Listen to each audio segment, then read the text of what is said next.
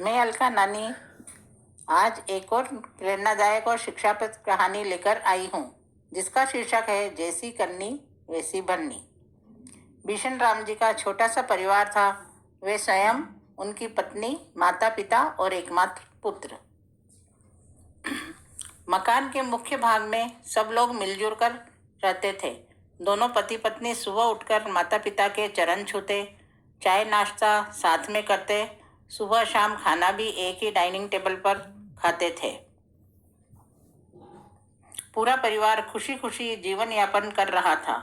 दोनों पति पत्नी का व्यवहार माता पिता के प्रति बहुत ही अच्छा था, लेकिन जैसे जैसे उनके माता पिता बुढ़ापे की ओर अग्रसर होते रहे, व्यवहार भी उसी तरह से बदलता रहा। भीषण राम जी के माता पिता जैसे जैसे बूढ़े होते जा रहे थे, उनके हाथ पैरों में कंपन होने लगा। खाना खाते समय कुछ खाना इधर उधर गिर जाता और कभी कभी तो मुंह से लार टपक के थाली के आसपास गिर जाती। ऐसा देखकर भीषण राम जी की पत्नी मुंह बनाती। एक दिन उसने भीषण राम जी को कहा कि इनको हम गैराज पोर्शन में रख देते हैं और चाय नाश्ता और खाना भी वहीं पहुंचा दिया करेंगे। भीषण राम जी ने ऐसा ही किया और माता पिता को गैराज पोर्शन में पहुंचा दिया। वे करते भी क्या, मजबूरी थी। वे अपने आप को बहुत अपमानित महसूस कर रहे थे, लेकिन कर भी क्या सकते थे। उनका नाश्ता और खाना भी गैराज पोर्शन में पहुंचने लगा। बर्तन भी बदल गए। स्टील के बजाय चीनी के बर्तनों में नाश्ता और खाना पहुंचने लगा। एक बार ऐसा हुआ कि माताजी से चीनी की प्लेट टूटकर गिर गई, तो बहू ने इसका भी इलाज ढूंढ लिया।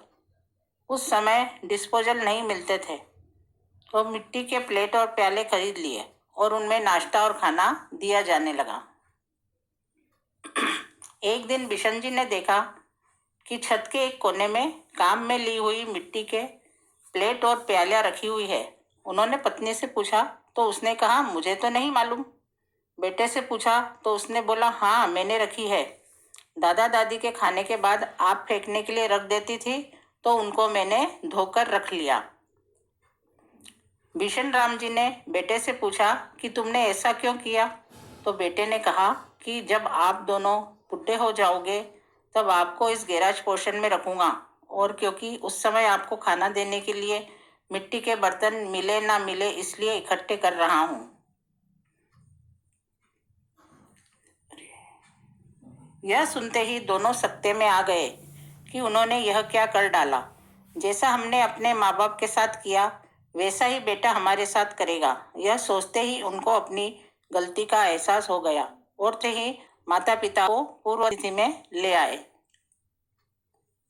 इस कहानी से यह शिक्षा मिलती है कि जिन माता पिता ने हमको पैदा किया, पढ़ाया लिखाया, पाला पोसा, हमारी शादी की, हमारे हर सुख दुख में साथ दिया, तो वृद्ध हो जाने की स्थिति में हमें उनके साथ दुर्व्यवहार नहीं करना चाहिए, बल्कि उनका पूर्ण रूप से सम्मान करना चाहिए। वृद्ध माता पिता कोई वस्तु नहीं है जिसको पुरानी हुई तो हटा दिया जाए।